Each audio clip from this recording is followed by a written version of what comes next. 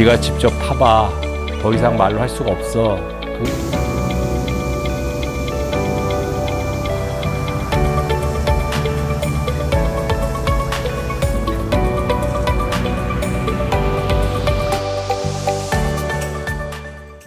네, 안녕하세요. 저는 알링턴 공항에서 제니시스 비행학교를 운영하고 있는 윤호중이라고 합니다. 저희가 일반적으로 이제 상업용 여객기를 많이 타고 요즘은 여행을 하지 않습니까? 그러면은 이제 그런 비행기를 조종하는 파일럿이 되기 위해서는 가장 기본 단계인 프라이 파일럿부터 시작하는 교육을 하고 있습니다. 가장 베이스, 그러니까는 저희 기관에 오셔서 이제 교육을 받으시고 취득하시는 자격증이 이제 거기서 계속해서 더 내가 프로페셔널 파일럿이 되겠다, 아니면 그냥 취미로 내가 비행을 하겠다, 그거는 이제 본인이 선택을 할 수 있습니다. 일단 연령대에 따라서 확연히 갈려지는데요. 아무래도 이제 고등학교를 졸업하는 젊은 층들은 이제 전문 비행사가 되기 위해서 교육을 받으러 오고요. 50대 이후 정도, 그래도 어느 정도 삶에서 자리를 잡으신 분들, 내가 어렸을 때 이게 나의 버킷리스트 중에 하나였는데 이제 삶이 바쁘다 보니까 못하고 있다가 지금이라도 다시 한번 파일럿의 꿈을 꾸겠다 해가지고 오시는 분들 많으세요. 그분들은 이제 취미로 그 비행을 하기 위해서 오시는 분들도 많이 있습니다. 사실 제가 대학교 때 저는 비행기를 너무 좋아해서 행글라이딩 동아리를 했었어요. 처음에 들어가서 질문하신 질문을 제가 제 선배한테 물어봤습니다. 도대체 이 행글라이딩 하면 뭐가 매력이 있습니까? 제 선배가 저한테 해준 대답이 네가 직접 타봐.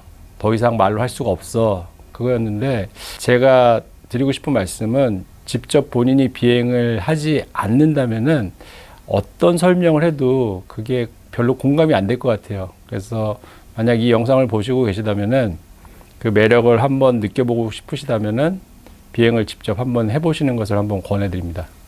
예, 가능합니다. 이게 비행기가 작아서 연료 탱크가 작기 때문에 이제 비행할 수 있는 시간에 좀 한계성이 있긴 하지만은 미국에 우리가 알지 못하는 공항이 굉장히 많이 있습니다. 그래서 제가 이번 여름에 작은 비행기로 플로리다까지 갔다 왔는데, 물론 가다가 경유를 해야 되는 그런 번거로움이 있지만은 또 나름대로 자동차 여행이 아닌 비행기를 타고 이 미국을 횡단할 수 있다는 것도 또 나름대로 또 재미가 있습니다.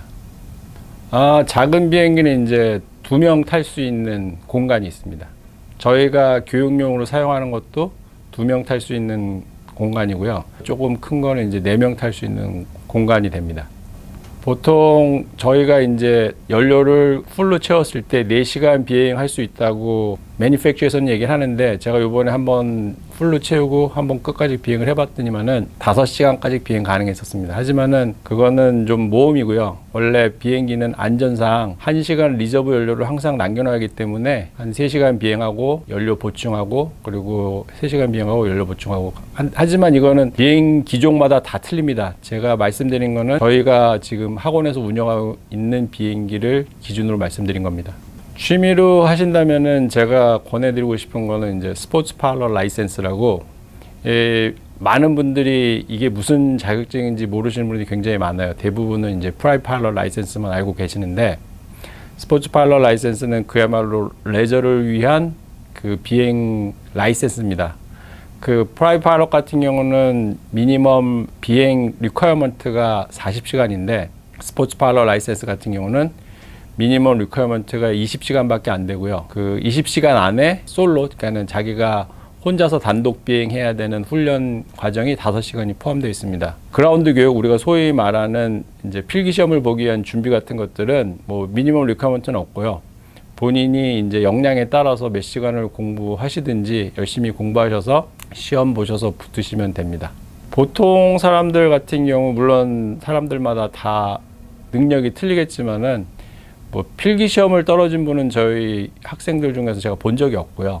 예, 그리고 이제 나머지는 오럴 테스트라든지 아니면 이제 실질적으로 비행 시험에 들어가서인데, 많은 대중들이 좀 비행 관심을 갖기를 원하는 마음에서 이제 스포츠 파일럿을 기준으로 말씀드리자면은 거의 일주일에 한 3번 정도씩 와서 교육을 받으시면은 약간 좀 처음에 좀 힘들 수 있겠지만은 한 달 4주 정도면은 모든 전 과정 다 끝낼 수가 있고요. 교육을 받으신 분이 이제 시험을 보기 위해서 약간 좀 더 심화 과정으로 본인이 시간을 투자하시다면은 1, 2주 안에 그 심화 과정까지 다 끝내고 시험 보러 갈 수 있는 자격이 된다고 제가 이제 예상을 합니다. 네, 그렇습니다. 네. 모르는 사람들이 그거밖에 안 돼요? 물어보시는데 제가 말씀드리는 거는 그 대신에 출석률이 좋아야 됩니다.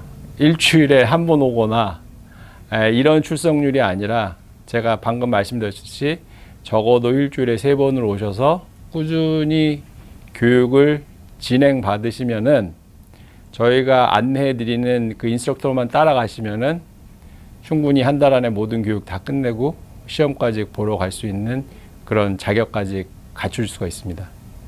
레저를 하기 위한 자격증이기 때문에 가장 어려운 거는 이제 당연히 단독 비행 나가기 전 과정인데 사실 뭐 프라이빗 파일럿도 그렇고 이 스포츠 파일럿도 그렇고 거의 70%에서 80%가 이 사람이 단독 비행을 할 수 있는지 없는지에 대한 능력 평가라고 보시면 됩니다. 그렇기 때문에 솔로 비행 훈련까지 다 마쳐서 솔로 비행하고 그 다음에 솔로 크로스 컨트리까지 다 끝났다면은 교육 과정의 80% 이상 거의 다 끝난 거라고 보시면 됩니다.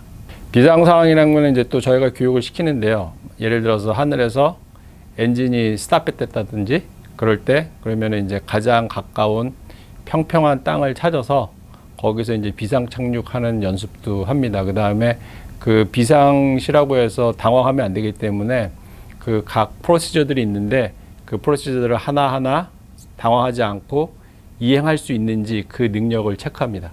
체력은 뭐 솔직히 제가 봤을 때 뭐 전투기 비행사가 아니기 때문에 체력은 뭐 그냥 웬만한 체력을 가진 분들이면은 아무 상관이 없고요. 그 다음에 스포츠 파일럿 라이센스 같은 경우는 따로 특별히 신체 검사할 필요도 없고 운전면허증만 있으면은 자격이 되기 때문에 뭐 체력에 대해서는 괜찮고 제가 좀 한 가지 말씀드리고 싶은 거는 이제 조종사가 되기 위해서는 집중력이라든지 그 다음에 침착함 그런 것들이 굉장히 많이 좀 요구된다고 봅니다. 자동차 사고율이나 비행기 사고율을 봤을 때 비행기가 가장 안전하긴 하지만은 그래도 자동차 같은 경우는 에머전시 상황에서 뭐 그 갓길에 된다든지 할 수 있지만은 비행기는 그게 가능치 않기 때문에 이 파일럿이 어떤 상황이든지 잘 대처할 수 있는 그런 훈련을 충분히 시킵니다, 저희가. 그리고 뭐 여러 가지 저는 이제 이쪽 계통에서 오래 있다 보니까는 뭐 예를 들어서 뭐 전기 계통이 나갔다든지 엔진이 꺼졌다든지 근데 하지만은 그 모든 상황에서도 대처할 수 있는 그 매뉴얼은 다 있고요.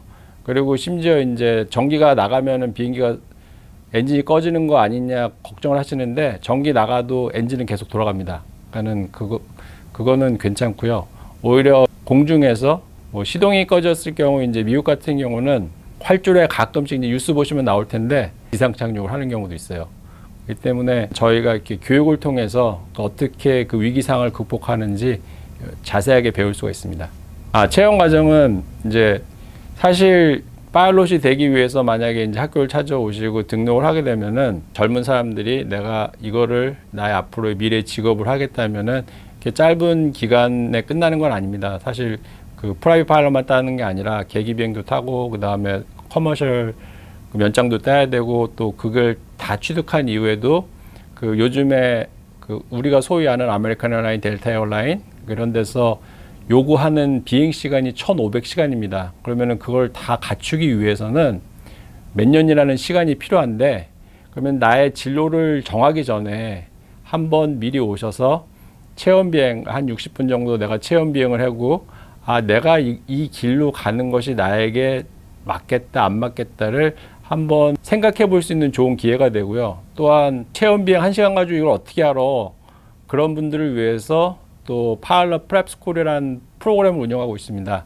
한 달에 한 번씩 오셔서 실질적으로 파일럿이 받고 있는 교육을 같이 한번 동참해 보고 그렇게 한 달, 2달 경험을 해본 다음에 내가 진짜 비행사가 되겠다고 하시면은 그때 가셔서 정식으로 등록하시고 훈련을 하셔도 되고요. 만약에 한두 달 했는데 이게 내 길이 아니다 싶으면은 그때 가서 그 다른 길을 찾으셔도 좋을 것 같습니다. 제가 왜 프랩스쿨을 말씀드리냐면은 보통 비행 학교를 가게 되면은 비행 학교에서는 그 프로스펙티브 스튜던트가 파일럿이 되기 위해서 왔다고 전제를 하기 때문에 보통 1시간 비행 교육비를 내고 교육을 하는 게 아니라 풀 과정에 대한 수업료를 다 미리 디파짓을 하고 진행이 들어갑니다. 근데 만약에 뭐 학생들이 일주일, 2주일 다니다가 이거 내가 아닌가 봅니다 하고서는 그거를 관둘 때는 학원비를 다시 돌려받는다든지 그런 과정들이 굉장히 힘듭니다. 그렇기 때문에 진짜 관심이 있으시다면은 저희 학교에 오셔서 프랩스쿨을 통해서 한두 달 정도 체험을 해보고 내가 진짜 괜찮겠다 하면은 그때 가서 정식으로 진행을 하시는 게 오히려 그 손해를 덜 볼 수 있는, 피해를 덜 볼 수 있는 그런 길입니다. 보통 저희가 이제 교육할 수 있는 그 높이가 한 2,500에서 3,000 정도 하고요. 체험 비행은 그 정도에서 합니다. 근데 실제적으로 비행에 들어가면은 뭐 수돌 연습하고 그러면 한 4,000까지도 올라가거든요. 그러니까는 피트로 말씀드리는 겁니다. 그 다음에 그 거리로 따지면은 저희가 이제 제가 있는 공항에서 보통 한 마일로 따지면은 20마일, 30마일 정도 되지 않을까요? 저녁에도 비행할 수 있는데요. 이제 프라이빗 파일럿 같은 경우는 또 저녁에 비행을 해야 되는 또 리퀘어먼트가 있는데 제가 말씀드린 이제 레저 비행 자격증을 원하시는 분들을 중점으로, 그러니까는 거기에 포커스를 맞춘다면은 낮에만 하는 게 맞습니다. 그럼요. 날씨가 굉장히 중요합니다. 다행히 이제 저희가 살고 있는 달라스 지역은 1년에 해를 볼 수 있는 날이 300일이 넘기 때문에 그 비행하는 장소로서 굉장히 적합한 곳입니다. 진짜 덥습니다. 근데 저희가 뭐 이렇게 많이 올라가는 게 아니기 때문에 그 하늘에서도 덥긴 마찬가지인데 일단은 그 바람이 들어올 수 있는 그 개폐구가 있습니다. 그거 열어놓으면은 그 바람이 들어와서 그래도 좀 시원하고요. 너무 더우면은 아이스 자켓을 이제 입고 나갑니다. 스포츠 지금 현재 만 17세 이상, 그 다음에 그 FA에서 규정하는 게 뭐냐면은 영어를 말하고 읽고 쓰고 언더스탠드 이해할 수 있어야 됩니다. 그러면은 그 자격증 따는 거에 대한 퀄리피케이션 다 끝납니다. 교육을 시작할 수 있는 거는 만 16살부터 교육을 시작할 수 있습니다. 이게 왜 그러냐면은 만 16살 이상이 돼야지 그 스튜던트 파일럿 라이센스라는 거를 받을 수가 있습니다.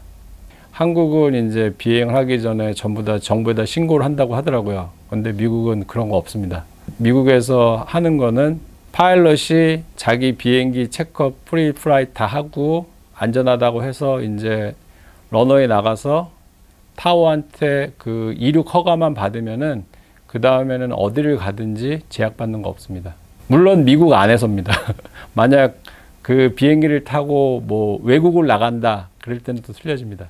미국은 자기가 원하면 얼마든지 비행기를 살 수 있고요. 그리고 일단은 아무래도 이제 비행기를 구매를 하시게 되면은 공항이 있어야 되고 거기 자신의 비행기를 계류할 수 있는 공간을 가지고 계셔야죠.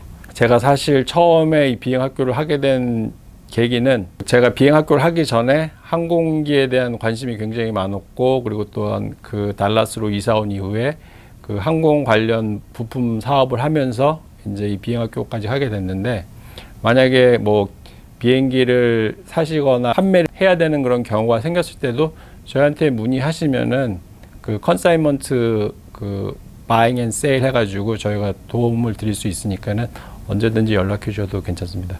드론 교육은 또 비행 교육하고 또 틀린 게 뭐냐면은 먼저 라이센스를 따야지 그 다음에 필드에 나가서 그 드론 날리는 교육을 받을 수 있습니다. 그렇기 때문에 그 라이센스를 따기 위한 과정은 이제 그라운드 교육, 그러니까 지상 교육만 저희가 진행을 해서 먼저 라이센스를 취득할 수 있게 도와드립니다.